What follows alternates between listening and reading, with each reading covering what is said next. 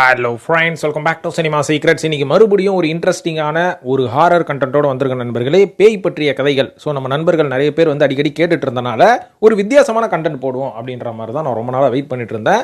அதனால தான் எனக்கு ஒரு கண்டென்ட் கிடச்சிது. அதை கொஞ்சம் ஆராய்ச்சி பண்ணி உங்களுக்காக இந்த ஒரு கண்டென்ட்டை எடுத்துகிட்டு வந்திருக்கிறேன். அதுவும் நீங்கள் எதிர்பார்த்த ஹாரர் கண்டென்ட்.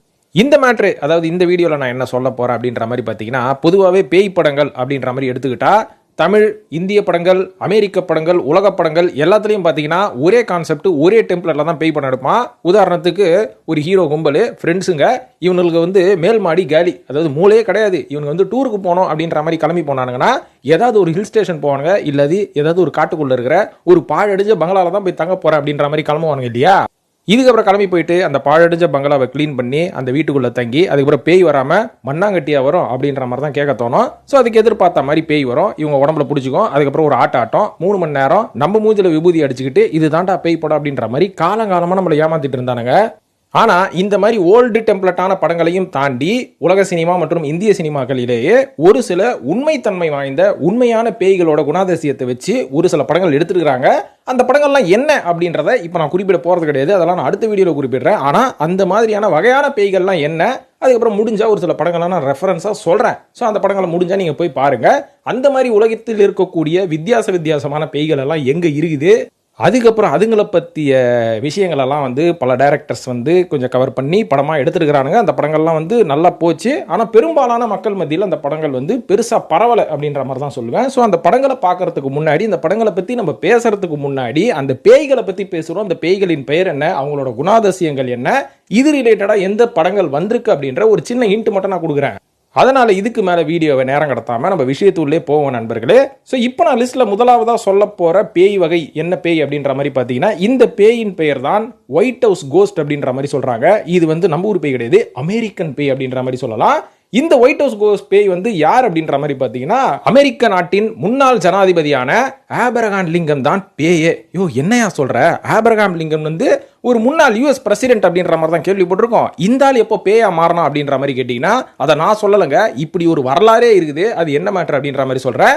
கிட்டத்தட்ட 1985 வருஷம் ஆபிரகாம் லிங்கன் அவர்கள் கொலை செய்யப்பட்டார், அசாசினேட் செய்யப்பட்டார் ஒரு சில குற்றவாளிகளால், ஒரு சில சமூக விரோதிகளால் அப்படின்ற மாதிரி சொல்லுங்க. இவரோட இறப்புக்கு பின்னாடி என்ன ஆச்சு அப்படின்ற மாதிரி பார்த்தீங்கன்னா, இவரோட ஆத்மா அதே ஒயிட் ஹவுஸில் சுற்றிக்கிட்டே இருந்தது அப்படின்ற மாதிரி அந்த காலகட்டத்தில் நிறைய பேர் பேசி கேள்விப்பட்டோம். ஆனால் இதை ஒரு சில பேர் கண்கூடா பார்த்துருக்காங்க அப்படின்ற மாதிரியும் நிறைய ரிப்போர்ட்ஸ் வந்துருக்குது. அதில் முதல் தடவையாக இவரை பார்த்தது யாருன்னு பார்த்தீங்கன்னா, ஃபர்ஸ்ட் லேடி கிரேஸ் கூலிட்ஜ் அப்படின்ற மாதிரி ஒருத்தவங்க தான். இவங்க எப்போ பார்த்தாங்க அப்படின்ற மாதிரி பார்த்தீங்கன்னா, இவங்க ஒயிட் ஹவுஸில் இருக்கும் போது டக்குன்னு அந்த இடத்துல வந்து ஒரு ஜன்னல் இருக்குமா, அந்த இடத்துல வந்து ஒரு எல்லோ ரூம் அப்படின்ற மாதிரி ஒரு ரூம் இருக்கும். இந்த ரூமில் ஒரு ஜன்னல் இருக்கும். அந்த ஜன்னல்ல இருந்து நீங்கள் வெளில எட்டி பார்த்தீங்கன்னா போட்டோமேக் ரிவர் அப்படின்ற ஒரு ஆறு ஒன்று ஓடும். இந்த ஆறை பார்த்துக்கிட்டு லிங்கன் அவர்களோட ஆத்மா, அந்த ஆவி வந்து ஜன்னல் வழியாக அந்த ஆறை பார்த்துக்கிட்டு அப்படியே நின்றுட்டு இருந்தது. இதை நான் பார்த்தேன் அப்படின்ற மாதிரி இந்த ஃபர்ஸ்ட் லேடி கிரேஸ் கோலிட்ஜ் அவங்க வந்து ரிப்போர்ட் பண்ணியிருக்காங்க அப்படின்ற மாதிரி சொல்லப்படுது. எப்போன்னு பார்த்தீங்கன்னா 1927 வருஷம். ஸோ இதை வந்து ஒரு முதல் ரிப்போர்ட்டாக எடுத்துக்கிட்டாங்க. இதுக்கப்புறம் பார்த்தீங்கன்னா 1942 வருஷம் குயின் வெல்னெல்மெனா அப்படின்றவங்க ஒரு கால் சத்தத்தை கேட்டிருக்காங்க. அவங்க ரூமில் வந்து படுத்து தூங்கிட்டு இருக்கும் போது ஒரு நடக்கிற சத்தம் ஒன்று கேட்டிருக்காங்க. அதுக்கப்புறம் பார்த்தீங்கன்னா கொஞ்ச நேரத்தில் அந்த சத்தம் நின்று போனதுக்கப்புறம் இவங்களோட வீட்டு கதவை, அதாவது இவங்க ரூம் கதவை தட்டுற சத்தம் ஒன்று கேட்டுதான். உடனே அந்த அரை தூக்கத்தில் எழுந்து போய் பொறுமையாக அந்த கதவை திறந்து பார்த்தா ஒரு ஃபுல் கோட் போட்டுட்டு ஒருத்தர் நடந்துட்டு போனார் அப்படின்ற மாதிரி சொல்லப்படுது. அதுக்கப்புறமா அவங்க தூங்கி எழுந்து முழிச்சதுக்கப்புறம் தான் அவங்க ரியலைஸ் பண்ணாங்களாம், நம்ம யாரை பார்த்தோம், ஒருவேளை அவர் தானா இவர் அப்படின்ற மாதிரி இவங்க ஒரு முடிவுக்கு வந்து இவங்களும் ரிப்போர்ட் பண்ணியிருக்கிறாங்க. இதுக்கப்புறம் இதே மாதிரி 1996 வருஷம் ஒரு டச் நியூஸ் பேப்பரில் வந்து ஒரு கதை தான். அவங்க வந்து யார் ரிப்போர்ட் பண்ணாங்க அப்படின்ற பேரை குறிப்பிடல. ஆனால் அவங்களும் என்ன சொல்லியிருக்காங்க, நான் தூக்கத்தில் இருந்து எழுந்து வெளியில் ரூமில் போய் பார்க்கும்போது எனக்கு தூக்கம் வரலன்னு சொல்லி நான் ஹாலில் போய் உட்காந்துட்டு இருந்தேன். அப்போ இதே மாதிரி ஒரு கருப்பு உருவம் ஒரு பெரிய கோட்டு போட்டுட்டு இந்த இடத்துல நடந்து போச்சு. ஆனால் அந்த தூக்கத்தில் நான் இருந்தனால இது யார் அப்படின்ற மாதிரி பெருசாக கண்டுக்கல. அதுக்கப்புறம் அடுத்த நாள் எழுந்து பார்த்தோன்னு தான் நான் ரியலைஸ் பண்ணேன், இதுதான் ஆபிரகாம் லிங்கனா, ஸோ இவரோட ஆத்மா தான் அடிக்கடி வந்துட்டு போகுதுன்னு சொல்கிறாங்களா அப்படின்ற மாதிரி நான் உணர்ந்தேன். இது எல்லாம் கூட பரவாயில்லைங்க. ஆனால் வின்ஸ்டன் சர்ச்சில் இருக்கார் பார்த்தீங்களா, பிரிட்டிஷ் பிரைம் மினிஸ்டர், இவரே வந்து ஒரு சம்பவத்தை சொல்லியிருக்காரு. என்னன்னு பார்த்தீங்கன்னா, இவரோட வீட்டில் இவர் இருக்கும் போது இவர் வந்து நேக்கடாக குளிச்சுட்டு இருந்திருக்காரு. குளிச்சுட்டு முடிச்சதுக்கப்புறமா அவரோட வீட்டு ரூம்லேயே வந்து ஒரு ஃபயர் பிளேஸ் ஒன்று இருக்கும், அதாவது குளிர் காயிற இடம் ஒன்று இருக்கும். ஸோ அந்த குளிர் காயிற இடம் பக்கத்தில் அப்படியே குளிச்சுட்டு கிடைக்காம அந்த இடத்துக்கு பக்கத்தில் ஒரு சிகார் ஒன்று வச்சுருந்தாராம். அந்த சிகார் எடுத்து பற்ற வச்சாதான் தெரியுதா, அந்த ஃபயர் பிளேஸ் பக்கத்தில் அப்படி சாஞ்சா மாதிரி லிங்கன் அவர்களோட ஆவி வந்து நின்றுட்டு இருந்திருக்குது. இதை பார்த்த உடனே வின்ஸ்டன் சர்ச்சில் அவர்களுக்கு புரிஞ்சு போச்சு. சரி, எல்லாருமே சொல்ற மாதிரி அவரோட ஆவி இங்கேயும் நிக்குது அப்படின்னு சொல்லி அவரை பார்த்து ஹலோ மிஸ்டர் பிரசிடென்ட் அப்படின்ற மாதிரி சொன்னாராம். அதுக்கு அந்த ஆவி வந்து இவரை பார்த்து திரும்பி ஸ்மைல் பண்ணுச்சுங்களாங்க. ஸோ இந்த மாதிரியான ஒரு சம்பவத்தை வின்ஸ்டன் சர்ச்சில் அவர்களும் ரிப்போர்ட் பண்ணியிருக்காரு. இதுக்கப்புறம் பார்த்தீங்கன்னா ஏகப்பட்ட பேர் ரிப்போர்ட் பண்ணியிருக்காங்க. கடைசியாக நான் சொல்ல போகிறது தியோடர் ரோஸ்வெல் அப்படின்றவரோட பெண்கள், அதாவது அவரோட சொந்த மகள்கள் மற்றும் அவரோட ஆஃபீஸில் வேலை செஞ்ச ஸ்டாஃப்ஸ், இவங்களே பார்த்தீங்கன்னா ஒயிட் ஹவுஸில் ஆபிரகாம் லிங்கன் அவர்களோட ஆத்மாவை பல தடவை பார்த்துருக்குறாங்களா.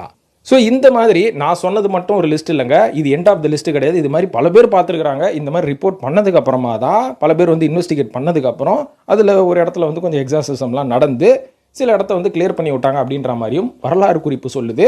இதுக்கப்புறம் 2012 வருஷம் ஆபிரகாம் லிங்கன் வேம்பயர் ஹண்டர் அப்படின்ற மாதிரி ஒரு படம் கூட வந்தது. ஆனால் இந்த படத்துக்கும் நான் சொன்ன கதைக்கும் எந்த ஒரு சம்பந்தமே கிடையாது. அது ஒரு வித்தியாசமான படம்.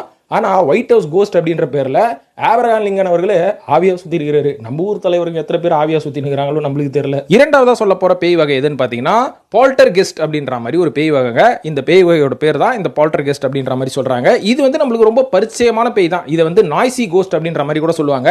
தான் இருக்கிற இடத்த அப்பட்டமாக காமிச்சு கொடுத்துரும். அதாவது இந்த பேயோட பேர் எங்கிருந்து வந்ததுன்னு பார்த்தீங்கன்னா ஜெர்மானிய மொழியிலிருந்து வந்தது. ஜெர்மனில் தான் இது ரொம்ப ஃபேமஸ்ன்றாங்க. ஆனால் அந்த கண்டென்ட் வச்சு நம்ம தமிழ்லேயே எனக்கு தெரிஞ்ச வரைக்கும் 1000 படங்கள் வந்துருக்குது.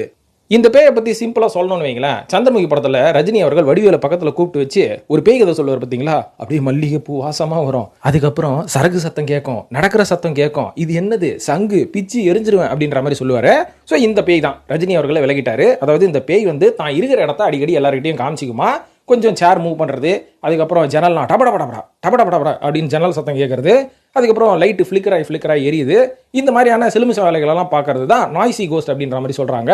இந்த நாய்சி கோஸ்ட் வந்து நம்ம தமிழிலே ஏகப்பட்ட படங்கள் வந்துருக்குது. அது மட்டும் இல்லாமல் இந்த நாய்சி கோஸ்டோட வேலை என்னன்னு பார்த்தீங்கன்னா, இது அங்கங்கே ஆராய்ஞ்சிக்கிட்டு அலைஞ்சிக்கிட்டு இந்த மாதிரி குட்டிக்கரண வேலையெல்லாம் போட்டுக்கிட்டு எவனாவது ஏமாளி உடம்பு கிடச்சிதுன்னா அவன் உடம்புல போய் பூந்துக்குமா. பூந்துக்குனதுக்கப்புறம் என்னங்க, பேய் படம் தான். படத்தோட கிளைமேக்ஸ் தான் அட்டு வழியும் அட்டகாசம் தான். அதுக்கப்புறமா ஒரு ஃபாதரோ இல்லை ஒரு சாமியாரோ உட்காந்து சாட்டையால் அடித்து முடிய பிடுங்கி போய் வேப்ப மரத்தில் அடிப்பாங்க பார்த்தீங்களா, இந்த கதை தான். அதுக்கப்புறம் எக்ஸாசிசம் பண்ணி தான் அந்த பேயை வந்து உடம்புல இருந்து விரட்டுவாங்களாம். ஸோ இந்த மாதிரியான நாய்சி கோஸ்ட் வந்து ஊரில் எல்லா ஊர்லேயும் இருக்குது. ஜெர்மனில் மட்டும் கிடையாது, உலகம் ஃபுல்லாக இருக்குது. அது கிட்ட இருந்து ஜாக்கிரதையாக இருக்கிறது நம்மளோட வேலை. மூன்றாவது பேய் வகை என்னன்னு பார்த்தீங்கன்னா ரெவனன்ட் அப்படின்ற பேய். அதாவது இது ஒரு படமாச்சேப்பா, நம்ம லியோனார்டோ டிகாப்ரியோ கூட நடிச்சாரு, ஆஸ்கார் விருதுலாம் வாங்குச்சு. அந்த படமான்னு கேட்டிங்கன்னா இல்லைங்க, அது வேற ஒரு படம். ஸோ ஆனால் இந்த ரெவனன்ட் அப்படின்ற ஒரு பேர்லேயே ஒரு பேய் இருக்குது. இந்த பேயோட உண்மையான ஒரு குணதாசம் என்னன்னு பார்த்தீங்கன்னா பழி வாங்கும் பேய் அப்படின்ற மாதிரி சொல்கிறாங்க. முழுக்க இந்த பேய் வந்து சுடுகாட்டில் மட்டும்தான் இருக்கும், வேற எந்த இடத்துலையும் இருக்காது. இதோட வேலையை பார்த்தீங்கன்னா உயிர் பழி வாங்கணும், உயிர் பலி வாங்கணும், வியாதிகளை பரப்பணும். அது மட்டும்தான் இதோட நோக்கமே வா.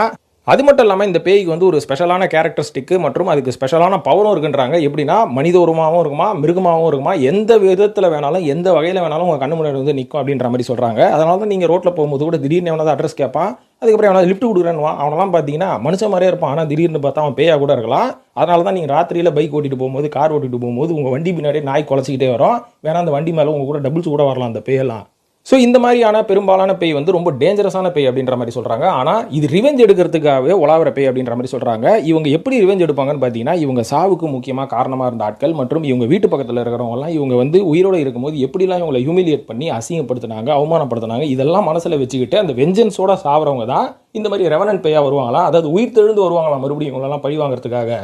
ஸோ அந்த மாதிரி பேய் வகைகள் இன்னமும் நம்ம ஊரில் இருக்குது அப்படின்ற மாதிரி சொல்கிறாங்க. அதெல்லாம் கிராமப்புறத்தில் நிறைய பேர் எக்ஸ்பீரியன்ஸ் பண்ணி பார்த்துருக்காங்க, என்கிட்டயும் நிறைய பேர் சொல்லியிருக்காங்க. ஸோ பேய் வந்து அட்டாக் பண்ணியிருக்கு, இவனோட ஆத்மா தான் அது, அவனோட ஆத்மா தான் அப்படின்ற மாதிரிலாம் சொல்லியிருக்காங்க. ஸோ இந்த மாதிரியான பேய் வகைகளை வச்சு நிறைய தமிழ் படங்கள், நிறைய ஹாலிவுட் படங்கள்லாம் வந்திருக்கு, நம்ம பார்த்துருக்கோம். ஸோ அந்த பேய் வகைகளை தான் ரெவனன்ட் பேய் அப்படின்ற மாதிரி சொல்லுவாங்க. ஸோ இப்போ இதனை தொடர்ந்து என்னது வேற யாரை பற்றி சொல்லலாம், டாபிக் உள்ள இப்போ வரேன் நான். அதுதான் சக்கூபஸ் பேய். நான் ஏற்கனவே தமிழ்நிலையில் போடுறது பார்த்தீங்களா, ஆண்களை கற்பழிக்கும் பேய் அப்படின்ற மாதிரி, ஒரு பெண் பேய் அப்படின்ற மாதிரி சொல்லலாம்.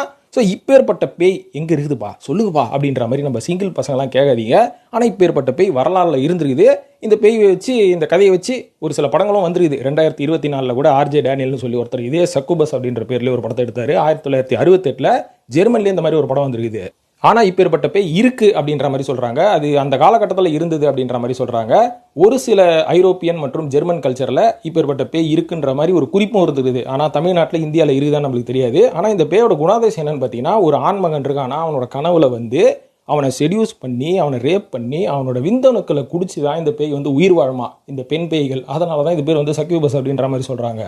இந்த மாதிரி பேய் வந்து ஒரு ஆணோட உடம்புல பூந்து இந்த மாதிரி அவனோட விந்தணுக்களை கனவுல வந்து உட்காந்து ரேப் பண்ணி அவங்களோட வந்து உடல் உறவை வச்சு அவனோட விஷயங்கள் எல்லாத்தையும் எப்படி எடுக்கும். அதனால வந்து அந்த ஆண்மகனுக்கு என்ன பாதிப்பு வரும்னு பார்த்தீங்கன்னா, அவனுக்கு முதல்ல ஹெல்த் பாதிப்பு வருமா, அதுக்கப்புறம் போக போக அந்த ஹெல்த் இஷ்யூனால அவன் உயிரிழக்கிற சூழ்நிலை கூட வந்தாலும் வரலாம் அப்படின்ற மாதிரி சொல்கிறாங்க. இந்த மாதிரியான பேய்கள் அந்த காலகட்டத்தில் இருந்துதான்ப்பா. ஸோ இப்போ இருந்ததுன்னா நீங்கள் என்ன பண்ணுவீங்க அப்படின்ற மாதிரி கமெண்ட்டில் போடுங்க. ஆனால் சக்கூபஸ் மட்டும் இல்லைங்க, இன்க்யூபஸ்னு இன்னொரு பேய் இருக்குது. அது என்னன்னு பார்த்தீங்கன்னா ஆண் பேய். அந்த ஆண் பேய் வந்து பெண்களை வந்து கனவுல போய் ரேப் பண்ணுமா. ரேப் பண்ணது மட்டும் இல்லாமல் அவங்களோட உறவாடிக்கிட்டு கூடவே இருந்துக்கிட்டு அதுக்கப்புறம் அவங்கள கர்ப்பமாக்குற வேலையை கூட அந்த பேய்கள் பார்க்கும் அப்படின்ற மாதிரி சொல்கிறாங்க. அந்த பேய்கள் கர்ப்பமாக்கி அந்த குழந்தை பிறகுது பார்த்தீங்களா, இதுங்கெல்லாம் கூட தான் டீமனு விச்சஸ் அப்படின்ற மாதிரி ஒரு கேட்டகரியில் இப்போ ஏற்பட்ட பேய்களாக மாறுமாமா. ஸோ இந்த வகையான பேய்கள் கூட அந்த காலத்தில் இருந்த யூரோப்பியன் மற்றும் ஜெர்மானிய சாம்ராஜ்யத்தில் உயிரோடு இருக்குதா, பேய் எப்படி உயிரோடு இருக்கும், பேயா போய் உயிரோடு இருக்கும், அவ்வளோதான் இந்த மாதிரி இருந்தது அப்படின்ற மாதிரி ஒரு குறிப்பு சொல்லுது. ஸோ இதை சம்மந்தப்படுத்தி நிறைய படங்கள் வந்திருக்கு. இனிமேல் தமிழில் வந்தாலும் வரலாம். ஏற்கனவே வந்துருச்சு இல்லைங்க, முரட்டு குத்தா, இரண்டாம் குத்தா, அந்த மாதிரி படங்கள்லாம் வந்தது. அதுக்கும் ஏதாவது சம்மந்தம் இருக்கான்னு நம்மளுக்கு தெரியல. ஐந்தாவதாக சொல்ல போகிறது ஒரு இந்திய பேய் அப்படின்ற மாதிரி சொல்லலாம். சுதைல் அப்படின்ற நம்ம இந்தியாவிலேயே இருந்த பேய் வகை அப்படின்ற மாதிரி சொல்லலாம். இந்தியாவில் ஏகப்பட்ட பேய் வகைகள் இருக்குது. அதில் சுதைல்ன்றது கொஞ்சம் ஸ்பெஷலான ஒரு பேய்னு சொல்லலாம். அந்த பேய் எப்படின்னு பார்த்தீங்கன்னா, கர்ப்பத்தில் இருக்கும்போது இறந்துருவாங்க பார்த்தீங்களா. ஸோ இவங்க வந்து கர்ப்பமாக இருக்கும்போது இறந்தவங்க அந்த ஆத்மா பொதுவாக ஆண்களை பழிவாங்கணும் அப்படின்ற மாதிரி ஒரு மனநிலைக்கு மாறிடுமா. அதனால் அந்த மாதிரி கர்ப்பமாக இருக்கும்போது இறந்தவங்க எல்லாருமே எப்படியாவது எவனையாவது ஆண்களை வந்து நம்ம பழிவாங்கணும், அவனுக்கு தானே நம்ம சாவுக்கு காரணம் அப்படின்ற மாதிரி அதுங்களோட குணாதிசயம் மாறினால தான் இந்த மாதிரியான பேய்கள் நிறைய ஆண்களை பழிவாங்கும். இது சம்மந்தப்படுத்தி நம்ம தமிழில் ஏகப்பட்ட படங்கள் நம்ம பார்த்துருக்கலாம். அப்படி ஏதாவது ஒரு படம் உங்களுக்கு ஞாபகம் வந்ததுன்னா கமெண்ட்டில் போடுங்க, அது என்ன படம் அப்படின்ற மாதிரி. ஸோ இப்போ ஆறாவதாக சொல்ல போகிறது இதுவும் ஒரு இந்திய பேய் தான், வெட்டாலா அப்படின்ற மாதிரி சொல்லுவாங்க. இந்த பேயை பற்றி நிறைய தமிழ் படங்கள் வந்திருக்கு, நிறைய ஹாலிவுட் படங்களே வந்திருக்கு அப்படின்ற மாதிரி சொல்லலாம். ஸோ இவங்களோட குணாதிசயம் இந்த பேய் எப்படி இருக்கும் அப்படின்னு பார்த்தீங்கன்னா, இந்த பேய் வந்து தங்கும் இடம் அதோட உடம்பு தான். அதாவது அதோட உடம்பு வந்து நம்ம ஒரு சில ரிலீஜியஸில் வந்து பார்த்தீங்கன்னா கொஞ்சம் புதைச்சிருவாங்க, சில பேர் வந்து எரிச்சிருவாங்க, சில மதத்தில் வந்து புதைச்சிருவாங்க பார்த்தீங்களா. ஸோ அந்த உடலை வந்து இது வந்து வீடு மாதிரி யூஸ் பண்ணிக்கும். ஸோ அந்த உடலில் வந்து தங்குறது, அதுக்கப்புறம் அந்த உடல்லேருந்து வெளில போய் உலாவிட்டு வெளில போய் வேறு யாரையாவது போய் நோண்டுறது, நொங்கெடுக்கிறது, அதுக்கப்புறம் பழி வாங்கணும்னு நினச்சா பழி வாங்குறது, மறுபடியும் வந்து இந்த உடம்புலேயே வந்து உட்காந்துக்கிறது. அதுக்கப்புறம் பார்த்தீங்கன்னா ஒரு சில பேர் அதை கண்டுபிடிச்சோன்னே இந்த உடம்பை எரிச்சு ஆகணும், அப்போ தாண்டா இதை அடக்க முடியும் அப்படின்ற மாதிரி ஒரு சில படங்கள்லாம் இந்த மாதிரியான ரிவெஞ்செல்லாம் எடுப்பாங்க பார்த்தீங்களா. ஹீரோ எடுப்பார், சாமியார் எடுப்பார், அதுக்கப்புறம் தேடி போய் பெட்ரோல் ஊற்றி அந்த உடம்பை கொளுத்துவானுங்க. அதுக்கப்புறம் அது வந்து அப்படியே திருப்பி மேலோகத்துக்கு போயிடும் அப்படின்ற மாதிரிலாம் அவங்க கதை சொல்லுவாங்க. ஸோ இப்பேற்பட்ட பேய்கள் கூட இருந்திருக்கான். இதோட பேர் வந்து விட்டாலா அப்படின்ற மாதிரி சொல்கிறாங்க. ஸோ இந்த பேயும் இந்தியாவில் இருந்திருக்கிறது, இருக்கலாம் அப்படின்ற மாதிரி தான் நான் சொல்லுவேன். ஸோ இதெல்லாம் ஒரு சில வகையான பேய் நண்பர்களே, பேய் வகைகள். ஆனால் இதோட முடிஞ்சு போச்சான்னு கேட்டிங்கன்னா இந்த லிஸ்ட்டு இதோட முடியாது. இந்த லிஸ்ட்டு போய்கிட்டே இருக்குது, நிறைய வகைகள் இருக்குது. அதெல்லாம் நான் அடுத்தடுத்த வீடியோவில் பேசுகிறேன். அடுத்தடுத்த வீடியோவில் நம்ம பார்ப்போம் வேறு என்ன மாதிரியான பேய்கள் இருக்குது மற்றும் இது சம்மந்தப்படுத்தி என்னென்ன படங்கள்லாம் வந்திருக்குது, அதெல்லாம் நம்ம அடுத்த வீடியோவில் பேசுவோம். ஸோ இந்த வீடியோ பார்த்ததுக்கு நன்றி. இது பற்றி கருத்துக்களை கமெண்ட்டில் போடுங்க. அடுத்த வீடியோவில் இதை பற்றி பேசலாமா அப்படின்றதையும் போடுங்க. அப்போ தான் நானும் எஃபோர்ட் எடுத்து அந்த கண்டென்ட்டை நான் ரெடி பண்ணுவேன். ஸோ இந்த வீடியோ பார்த்ததுக்கு நன்றி. கருத்துக்களை கமெண்ட்டில் மறக்காமல் போடுங்க நண்பர்களே. இதில் எந்த பேய் வகை உங்களுக்கு ரொம்ப பிடிச்சிருக்கு அப்படின்றதையும் போடுங்க. அந்த பேய் இன்னைக்கு நைட்டு உங்கள் வீட்டுக்கு வரும். Okay, good night.